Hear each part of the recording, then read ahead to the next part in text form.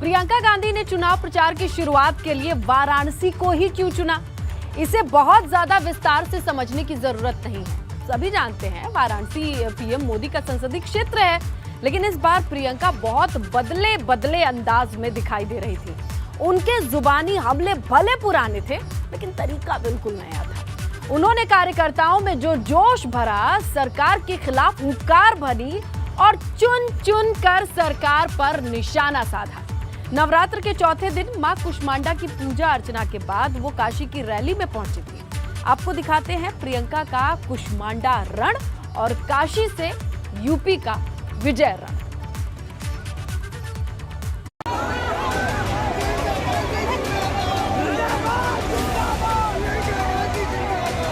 कांग्रेस के जितने भी कार्यकर्ता यहाँ हैं, किसी से नहीं डरते हैं, किसी से नहीं डरते हैं। हमें जेल में डालिए, हमें मारिए, हमें कुछ भी कर लीजिए, हम लड़ते रहेंगे, लड़ते रहेंगे, लड़ते रहेंगे जब तक वो गृह राज्य मंत्री आपका इस्तीफा नहीं देगा, तब तक हम लड़ते रहेंगे। हम हिलेंगे नहीं, हम हटेंगे नहीं। माथे पर चंदन, शरीर पर माता की लाल चुनरी, चेहरे पर मुस्कान, सामने मैदान में कार्यकर्ताओं का हुजूम और मंच पर बड़े बड़े अक्षरों में लिखा किसानों को न्याय। ये यूपी में प्रियंका की सबसे बड़ी हुंकार है। ये यूपी की सत्ता को प्रियंका की ललकार है। ये काशी की जमीन से दिल्ली तक दहाड़ है और ये प्रियंका गांधी हैं जिन्हें कांग्रेसी कार्यकर्ता आंधी बता रहे हैं। ये देश आपका देश है, आपका देश है। इस देश को कौन बचाएगा? कौन बचाएगा इस देश को? अगर आप जागरूक नहीं बनेंगे, समझदार नहीं बनेंगे, आप इनकी राजनीति में उलझे रहेंगे, तो आप ना अपने देश को बचा पाएंगे, ना अपने आप को बचा पाएंगे। आप किसान हो, इस देश की आत्मा हो।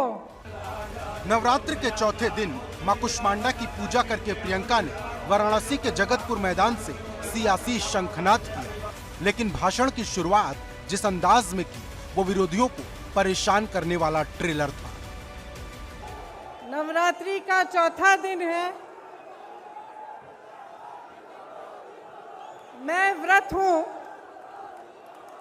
तो मैं मां की स्तुति से शुरू करना चाहती हूं। या देवी सर्वभूतेषु शक्ति रूपेण संस्थिता, नमस्तस्यै नमस्तस्यै नमस्तस्यै नमो नमः। सर्वमंगल मांगल्ये शिवे सर्वार्थ साधिके, शरणे त्र्यंबके गौरी नारायण नमोस्तुते। मेरे साथ कहिए, जय माता दी, जय माता दी, जय माता दी। भक्ति की बात जैसे ही खत्म हुई, प्रियंका गांधी सीधे सरकार पर फूट पड़े। सोनभद्र, हाथरस और उसके बाद लखीमपुर कांड का जिक्र किया, न्याय की बात कही और लोगों में इंसाफ की लड़ाई के लिए जोश भरा। सरकार ने अपराधियों पर आक्रमण नहीं किया, सरकार ने अपराधियों को नहीं रोका, सरकार ने परिवार के सदस्यों को अपनी बेटी को की चिता जलाने से रोका। उनको ले भी नहीं गए साथ, पुलिस प्रशासन ने चिता जला दी। उस परिवार ने भी मुझे कहा कि दीदी हमको न्याय चाहिए, लेकिन न्याय की हम उम्मीद नहीं रख सकते। आज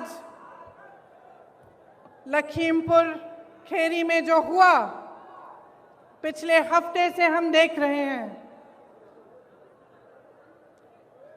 इस देश के गृह राज्य मंत्री के बेटे ने अपनी गाड़ी के नीचे, अपनी जीप के नीचे 6 किसानों को निर्ममता से कुचल दिया।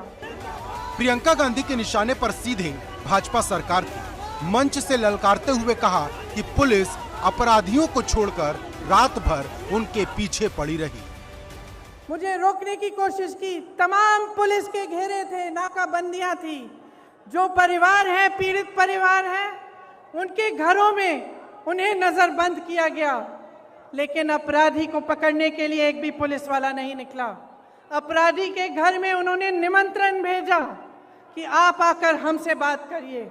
आपने किसी भी देश में, दुनिया के किसी भी देश में या इस देश के इतिहास में आपने कभी ऐसा देखा है?